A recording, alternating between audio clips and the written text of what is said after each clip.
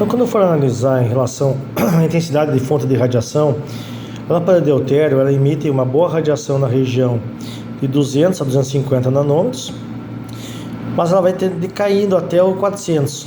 Então ela tem uma intensidade variável de acordo com os comprimentos de onda, sendo principal na região entre 250 a 280 nanômetros. A lâmpada de tungstênio ela tem uma baixa intensidade na região de 400 e vai aumentando até a região de 700, onde ela tem a maior intensidade, chegando até 1000. Então, de acordo com cada região, a intensidade da radiação ela é alterada. Então, por isso é importante que o equipamento tenha um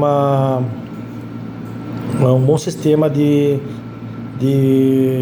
correção, né, e adequação dos comprimentos de onda, de monocromagem. Dentro do sistema de monocromadores, nós temos o sistema normal, convencional, que é o prisma. Basicamente ele passa por uma lente que seleciona o comprimento azul, amarelo e vermelho. Após passa um prisma e eu tenho uma difração dos comprimentos de onda. Ele é bem simples, a maioria dos equipamentos baratos possui. E aí eu tenho também a possibilidade de utilizar um sistema com uma rede de difração. Cada ranhura dessa rede de difração ela é capaz de difratar a radiação em seus componentes, fazendo com que eu tenha uma separação de comprimentos de onda na ordem de PM, de 2 PM, né? Ou seja, na ordem que eu vou utilizar para fazer uma absorção atômica e não uma absorção molecular. Normalmente na absorção atômica são utilizadas duas redes de difração, né? Que é a double Escher, que a gente vai ver depois. Como eu já comentei, nós temos três cubetas principais, né, que são a de quartzo, a de vidro e de plástico, sendo que a de quartzo ela é transparente à radiação tanto a 150 até 3.000 nanômetros, então vai da região do UV até a região do infravermelho. A cubeta de vidro ela já absorve na região do UV, ela não deve ser utilizada na região do UV. A de plástico é a mesma coisa, sendo então possível na região do visível, principalmente em comprimentos de onda a partir de 450 a 500 nanômetros, tanto o quartzo como o vidro como o plástico, tanto faz a cubeta que for utilizada.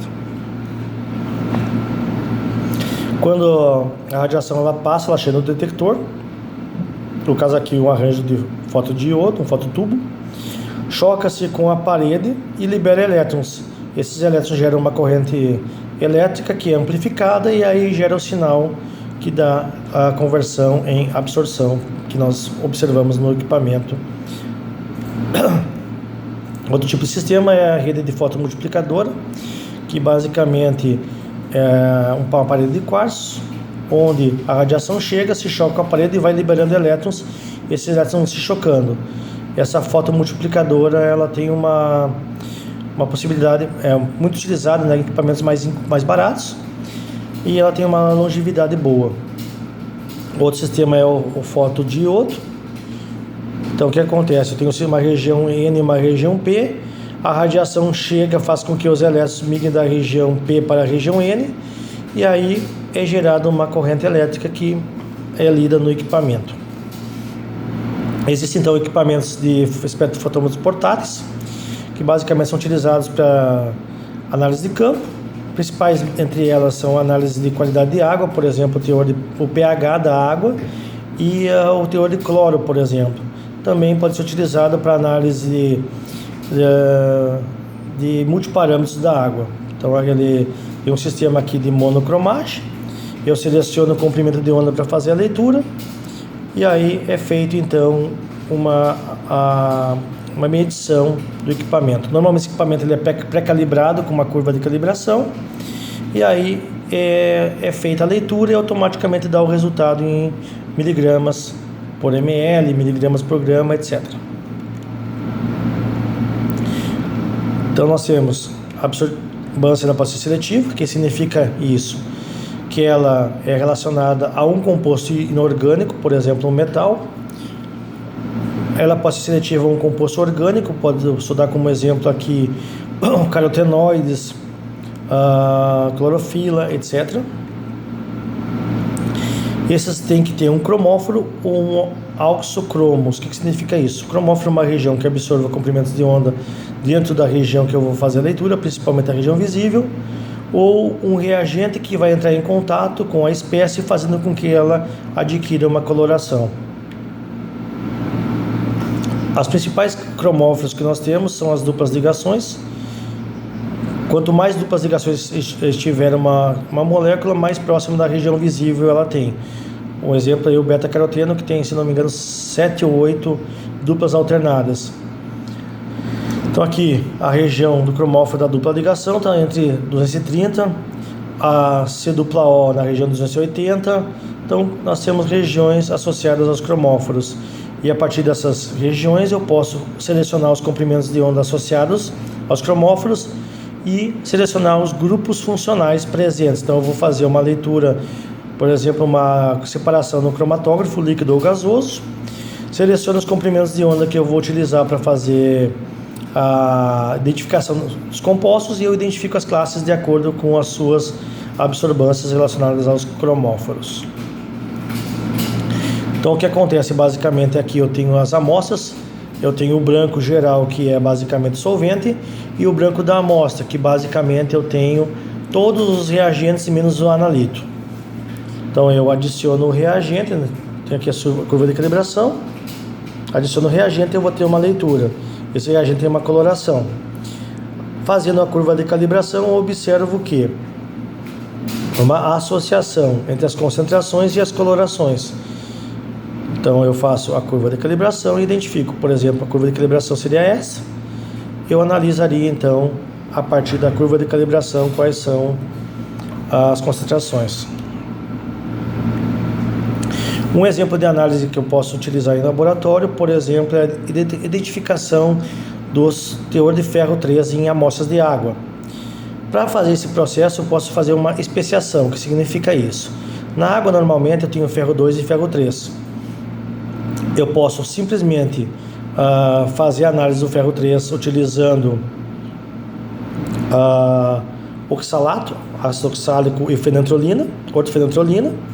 Ela é complexa com o ferro 2, no caso aqui, né? Então, o que eu fiz esse processo? Eu transformei todo o ferro 3 que estava na água em ferro 2. De que forma? Vamos lá. Como a água tem ferro 2 e ferro 3, eu posso identificar inicialmente só o ferro 2 que está presente na água, reagindo ele com ortofenantrolina. Ele vai complexar e vai ter uma coloração amarelada, laranjada. Depois eu posso pegar o ferro total da água que eu tenho e reduzir o ferro com oxalato. Então todo o ferro 3 é transformado em ferro 2 e aí eu faço o ferro total. O ferro total menos o ferro 2 vai dar teor de ferro 2 e ferro 3 que eu tenho na amostra de água. 1,10 fenantrolina. Então a partir da curva de calibração eu encontro uma equação da reta. Aqui no caso a equação ela dá 0,0598 vezes x é a concentração em miligramas por litro, e a absorbância. Eu jogando a absorbância da minha amostra, eu isolo x, eu encontro a concentração da minha amostra. Ferro. Outras formas que eu posso utilizar para fazer a identificação do ferro seria a titulação. Então posso titular o ferro 2 com dicromato, o ferro 2 transformado em ferro 3 e eu tenho uma análise. Eu posso também fazer uma análise de precipitação de metais. Então tem vários tipos de análise que eu posso fazer. No caso aqui, por exemplo, eu tenho ferro, que eu posso utilizar a ortofenantrolina, que eu vou analisar pela coloração, ou posso fazer uma oxidação de cromato de potássio e quantificá-lo. O ponto de inflexão vai dar uma alteração na voltagem. Complexação também é possível, então tem várias técnicas a serem escolhidas. Uma questão importante, por exemplo, se eu tenho uma mistura de compostos aqui, por exemplo, tem uma mistura de fenóis A, B, C e D, quando eu vou fazer a leitura, eu observo o seguinte: eu tenho uma leitura que eu tenho só o D, eu tenho uma leitura que eu tenho o A, o B e o C. Então o que acontece aqui? Eu tenho uma mistura deles e todos têm um ponto de absorbância máxima na região próxima a 275. Então, esses fenóis eu posso acompanhar os fenóis sendo diluídos na coluna, selecionando o comprimento de onda de 275 nanômetros. Com esse comprimento de onda, eu vou ter um gráfico similar mostrando que aqui eu tenho a identificação de compostos fenólicos. Já a quantificação dessa mistura de compostos seria muito complexa de ser feita da forma como é mostrado aqui, sem separação.